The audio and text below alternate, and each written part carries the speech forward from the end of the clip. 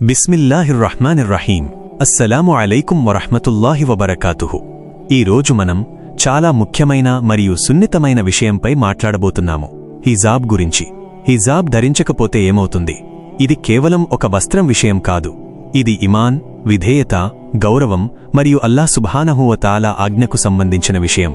నేటి కాలంలో చాలామంది హిజాబ్ను చిన్న విషయంగా చూస్తున్నారు. కొందరు మనస్సు మంచిగా ఉంటే సరిపోతుంది అంటున్నారు. కొందరు ఇది పాతకాలపు ఆచారం అంటున్నారు. మరికొందరు సమాజం ఏమంటుందో అని భయపడుతున్నారు. కానీ ఒకసారి మనం ఆలోచించాలి, మనం ఎవరికోసం జీవిస్తున్నాం? మనం సమాజం కోసం జీవిస్తున్నామా లేక అల్లాహ్ కోసం జీవిస్తున్నామా? అల్లాహ్ సుబ్హానహు వ తఆలా పవిత్ర ఖుర్ఆన్లో స్పష్టంగా ఆజ్ఞాపించారు. ఉదాహరణకు 24వ సూరా 31 ఆయత్, విశ్వాసిని స్త్రీలకు చెప్పుము, వారు తమ చూపును తగ్గించుకోవాలి మరియు తమ అలంకారాన్ని దాచుకోవాలి అని. అలాగే ఉదాహరణకు 33వ సూరా 59 ఆయత్, ప్రవక్త ముహమ్మద్ సల్లల్లాహు అలైహి వసల్లం వారి భార్యలకు మరియు విశ్వాసిని స్త్రీలకు చెప్పుము, వారు తమపై తమ వస్త్రాలను కప్పుకోవాలి అని. ఇది ఒక స్పష్టమైన ఆజ్ఞ. ఇది ఒక ఎంపిక కాదు. ఇప్పుడు ప్రశ్న, హిజాబ్ ధరించకపోతే ఏమవుతుంది? మొదటగా, అల్లాహ్ ఆజ్ఞను నిర్లక్ష్యం చేయడం ఒక పెద్ద విషయం. మనం తెలిసి కూడా ఒక ఫర్జ్ను వదిలేస్తే అది పాపం. ఇది చిన్న విషయం కాదు. మనం నమాజ్ వదిలేస్తే ఎలా పాపం అవుతుందో అలాగే హిజాబు వదిలేయడం కూడా పాపమే. రెండవది, హిజాబ్ మన గౌరవాన్ని కాపాడుతుంది. హిజాబ్ లేకపోతే సమాజం మనలను ఎలా చూస్తుంది అనేది మారుతుంది. అల్లాహ్ సుబ్హానహు వ తఆలా చెప్పారు. ఉదాహరణకు 33వ సూరా 59 ఆయత్, అది వారికి గుర్తింపు కలిగిస్తుంది మరియు వారు హింసకు గురికాకుండా ఉంటుంది అని. అంటే హిజాబ్ మన రక్షణ. మూడవది, హిజాబ్ లేకపోతే ఫిత్నా పెరుగుతుంది. ఇది మనకు మాత్రమే కాదు, సమాజానికి కూడా ప్రభావం చూపుతుంది.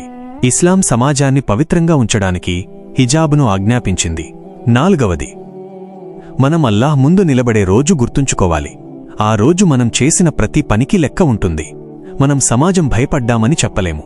అల్లాహ్ ముందు మనం ఒంటరిగా ఉంటాం. ప్రవక్త ముహమ్మద్ సల్లల్లాహు అలైహి వసల్లం వారు చెప్పారు, నా ఉమ్మత్లో నరకానికి వెళ్లే స్త్రీలు ఉంటారు, వారు దుస్తులు ధరించినప్పటికీ నగ్నంగా ఉంటారు. ఈ హదీత్ మనకొక హెచ్చరిక.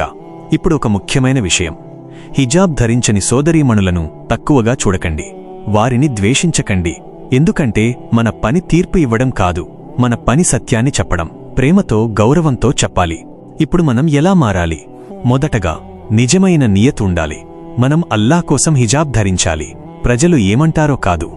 రెండవది, చిన్నగా మొదలుపెట్టండి. ఒక్క రోజులో పూర్తిగా మారలేకపోతే కూడా ప్రయత్నం చేయండి. అల్లాహ్ ప్రయత్నాన్ని చూస్తాడు. మూడవది, మంచి స్నేహితులను ఎంచుకోండి. హిజాబు పాటించే స్నేహితులు ఉంటే మనకు సులభమవుతుంది. నాలుగవది, దువా చేయండి. అల్లాహ్ సహాయం లేకుండా మనం మారలేం. ఒక ఉదాహరణ, ఒక సోదరి హిజాబ్ ధరించడానికి భయపడింది. కాని ఒకరోజు ఆమె నిర్ణయం తీసుకుంది. మొదట్లో చాలా కష్టమనిపించింది. కాని కొంతకాలానికి ఆమెకు హిజాబ్ లేకుండా బయటికి వెళ్లడం అసౌకర్యంగా అనిపించింది. ఎందుకంటే అల్లాహ్ ఆమె హృదయాన్ని మార్చాడు. హిజాబ్ కేవలం ఒక దుస్త్రం కాదు, అది ఒక గుర్తింపు, అది ఒక గౌరవం, అది ఒక విధేయత. అల్లాహ్ సుబ్హానహు వ తఆలా చెప్పారు. ఉదాహరణకు 66వ సూరా 8 ఆయత్, ఓ విశ్వాసులారా, అల్లాహ్ వైపు నిజమైన తౌబాతో తిరిగిరండి అని. మనం గతంలో హిజాబ్ పాటించకపోయినా ఈ రోజు నుండే మారవచ్చు. ఇప్పుడు మనం ఒక గొప్ప దువాతో ముగిద్దాం.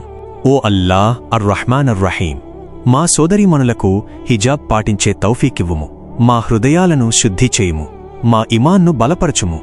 ఓ అల్లాహ్, మేము చేసిన తప్పులను క్షమించుము, మాకు సరైన మార్గం చూపుము, మాకు నీ ఆజ్ఞలను పాటించే శక్తి ఇవ్వుము. ఓ అల్లాహ్, మా సోదరీమణులను కాపాడుము, వారికి గౌరవం ఇవ్వుము, వారికి హయా ఇవ్వుము. ఓ అల్లాహ్, మా చివరి మాట లా ఇలాహ ఇల్లల్లాహ్ ముహమ్మదుర్ రసూలుల్లాహ్గా చెయ్యుము, మాకు జన్నత్ అల్ ఫిర్దౌస్లో స్థానమివ్వుము. రబ్బనా లా తుజిగ్ కులూబనా బఅద ఇద్ హదైతనా వహబ్ లినా మిన్ లదున్క రహ్మతన్ ఇన్నక అంతల్ వహాబ్. ఆమీన్ యా రబ్బల్ ఆలమీన్.